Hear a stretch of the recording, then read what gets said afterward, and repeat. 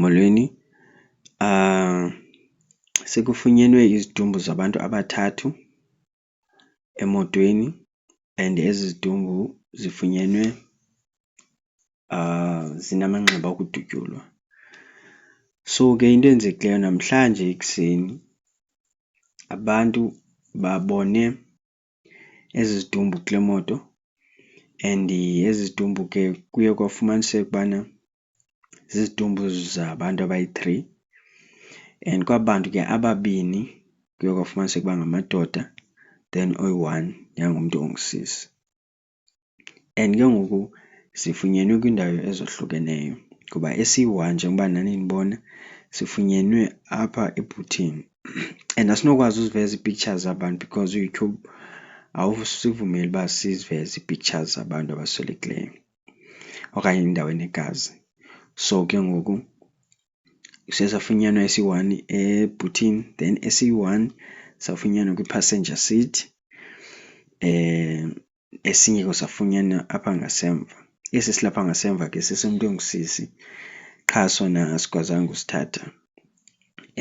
So into eyenzekileyo ke yile yobana ngezolo late phaa ebusuku, I mean xa bebalisa abantu phaa ngo-12 bave izithonga zezibham. Before ezo zithonga bave umntu ongusisi ekhala kukhona ingxolo apha esitratweni, then ke bave izithonga zezibham. Qha ke ngoku boyika bona uthini uphuma because besekusebusuku kakhulu and le ndawo ke iseKapa le ndawo.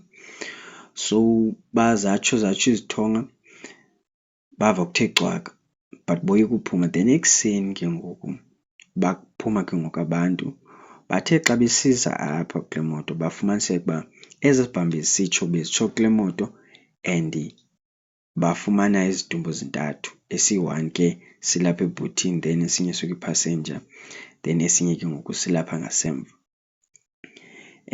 So yonke ke le nto yenzeke eMontclair eKapa, iKapa lodonga, yenzeke eKapa. So ke ngoku bathe abantu xa befikile apha babona ezi zidumbu bafowunela amapolisa, amapolisa afika and ke ngoku amapolisa seliqalile ke uphando, aqalile uphando. Kodwa ke unobangela wokubana kutheni abantu sebadutyulwe nokubana ngoobani ababadubileyo ayikaziwa leyo. Yile ke ngoku amapolisa aphezu kwayo. Ungalibali ke usubscriber, ukhomente, ulayikhe, ushere ukuze nabanye bayifumane le video.